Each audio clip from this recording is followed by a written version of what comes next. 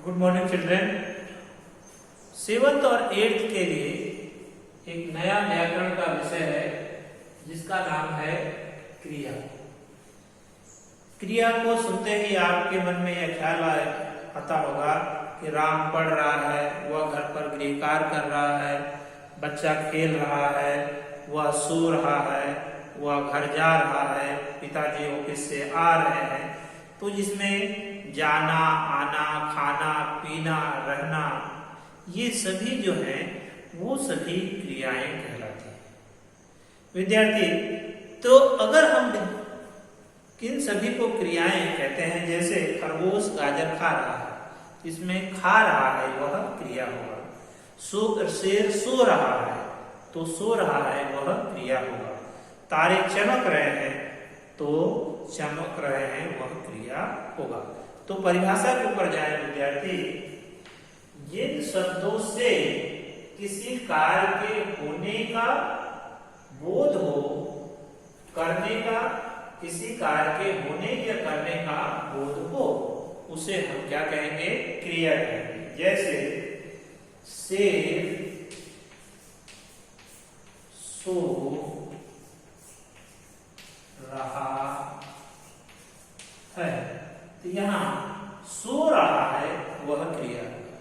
शिक्षक पढ़ा रहे हैं तो पढ़ा रहे हैं यह जो होगा क्रिया। तो यह आपने सीखा, किसी काम के करने या होने का बोध हो, करने का या होने का बोध हो, तो उसे हम क्या कहेंगे? क्रिया शब्द कहते हैं। अब क्रिया जो है में धातु शब्द है, तो क्रिया के मूल रूप को धातु कहते हैं। जैसे पढ़, लिख, जा, खा, सुन, इसको हम धातु कहा जाता है। जब इसमें ना प्रत्यय जोड़ते हैं, जैसे पढ़ से हो जाएगा पढ़ना, लिख से होगा लिखना, जा से क्या होगा? जाना, ये हो जाएगा खाना। तो ये पढ़ना, लिखना, जाना और खाना, ये ना लगाकर हम सामान्य क्रिया को बनाते हैं। फिर लिंग और वचन के आधार पर क्रियाओं में परिवर्तन देखने को मिलते हैं। पहली क्रिया जो है ना से बनती है, उसके बाद उसमें परिवर्तित जो रूप है, कुछ क्रियाएं नाम धातु से, नाम से बात, जैसे सर्व है तो सर्वमाना, नाम धातु क्रियाओं से भी बनती है। तो यहाँ ना प्रत्यय जोड़कर कौन सी क्रिया बनाई गई? सामान्य क्रियाओं का निर्माण किया जाता है।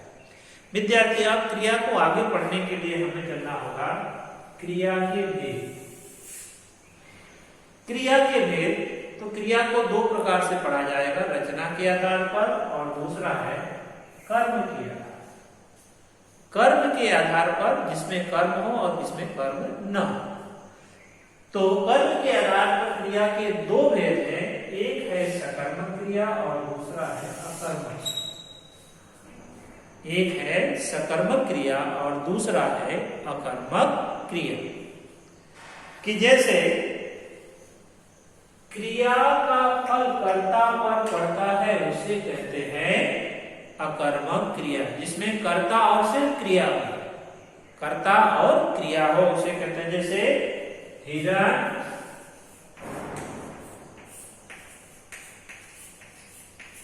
दौड़ता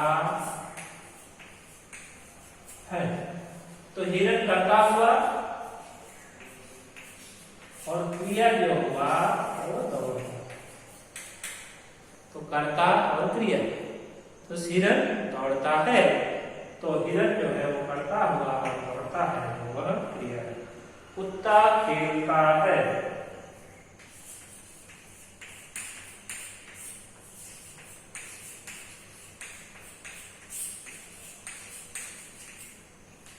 कुत्ता खेलता है, तो उसके अंदर कुत्ता जो है वो कर्ता हुआ और खेलता है जो वह क्रिया हुआ।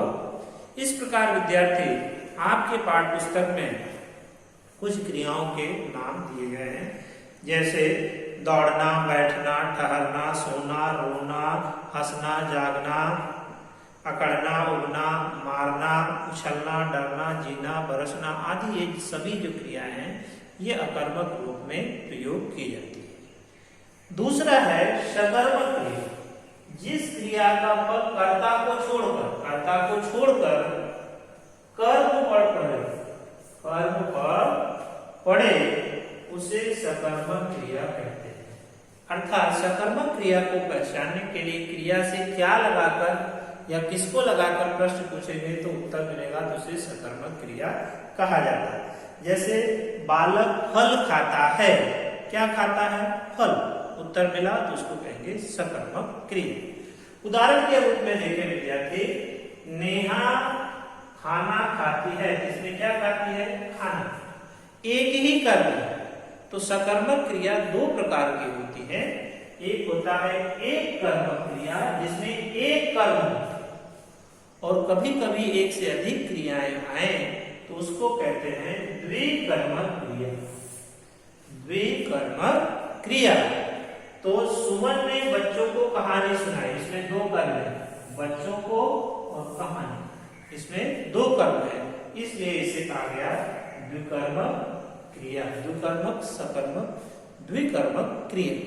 तो विद्यार्थी इस मॉड्यूल में हमने क्रिया की परिभाषा देखी, धातु शब्द की पहचान देखी, सामान्य क्रियाएं कैसी होती है उसकी पहचान देखी और कर्म के आधार पर क्रिया के दो भेद हमने सीखे, एक सकर्मक और एक अकर्मक। तो सकर्मक में हिरन दौड़ता है जिसमें कर्म न हो, अकर्मक में नेहा खाना खाती है जिसमें कर्म हो। और सकर्मक क्रियाएं दो होती हैं, एक कर्मक और दूसरा द्विकर्मक। इसके आगे का पाठ से संबंधित अगले वीडियो में पढ़ाया जाएगा। धन्यवाद।